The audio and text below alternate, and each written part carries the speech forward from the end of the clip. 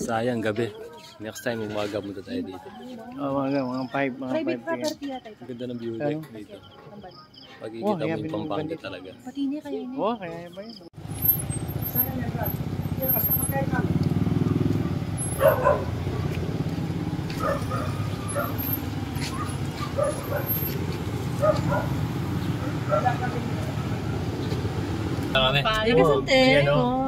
Ayan guys, ang oras ngayon ay alas 6 na.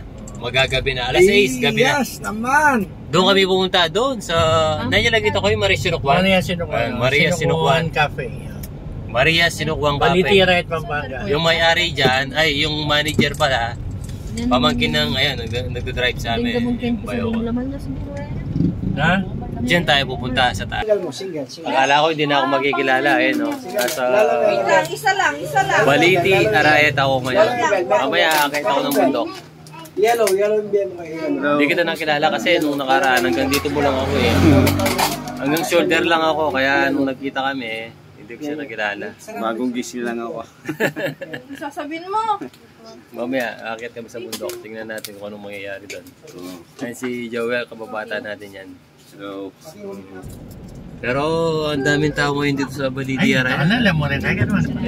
Mamanik lang kanyan dyan, Koy. Magkano daw yung entrance dito? Baka... Entrance dito is 50. Pag taga Baliti ka, libre ka. Pero pagka may ano, mabayaran mo yun. 50 pesos lang. 50 pesos Napakapura naman pala. Parang ano lang siya. Mura, 50 pesos lang pag dayo ka. Shoutout sa mga taga Baliti dyan, mga barkada natin. Libre na yung vlogger? Yung kasi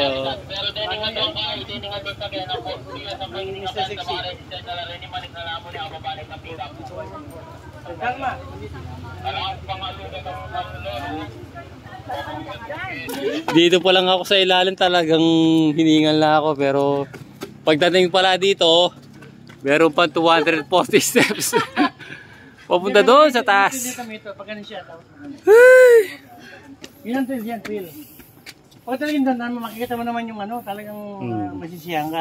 Kasi makikita mo yung ano. Yung Pampanga talaga. Oo, halos sa buong Pampanga makikita mo.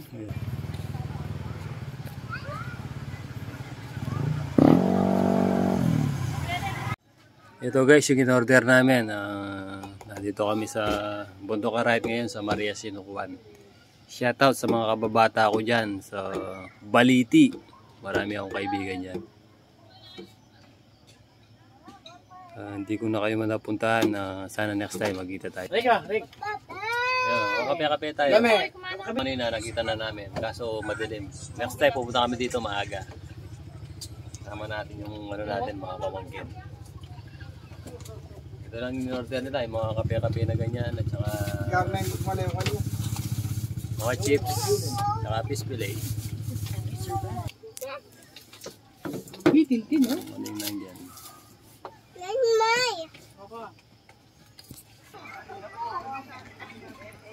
Ayos mga idol. Napakasimple ng lugar. Pero mas maganda. Next time, umaga punta kami dito.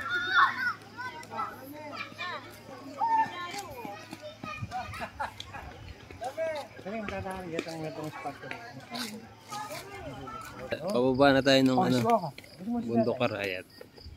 Ay, sarap naman! Sarap! Sino kasama mo? Lolo? Papa? Papa Lolo? Galing naman! Safety yan. Yan safety. Belbe! Picture. Selfie down dala. Picture. Papalaki niyo. Abati yan. Ay, pati pa yun. Abati yan. Ay, niabit ang seta. Yan. Pero yung entrance nito, yun yun. Oo, yapin ka. Ano may sabi ko? Wapagin mo sana, oh. Ayan. Ayan, pwede ka mag-camping yan, no? Magdala ka din. Pwede ka yan. Ay, kaya maliwalas palagi ni. Oo, yapin yan, no? Maliwalas palagi. Ayan. Ay, kinita mong baboy. Nandun eh. Yan, pwede ka magkaya-again. Kumakang 4 kayo ni 3-7. At ikang metong kubo, pwede ka mag-bonfire. Oo. Overnight. 3-7 niya mo. 3-7. Ayan, oh. Ayan, oh. Mag-bonfire ka, Ken. Tsaka ako shot yan, oh. 3.7 lang, oh. May kwarto ka na, may kubo ka pa, tapos pwede ka pa mag-bonfire dyan. Ayan. Pwede ka pa mag-shot dyan, no? Pwede kang maligo doon kasi lalagyan ng tubig yan, eh. Parang ano yun.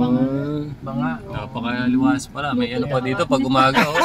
Tsaka pwede kang magkakin. Itong nano na itong sakyan na bala mong kaya. Itong pang makanyan, itong makapakayan. Aretang kaya, walang 4-wheel kaila. Itong mo, pwede ka yan. Yung dulo tangin.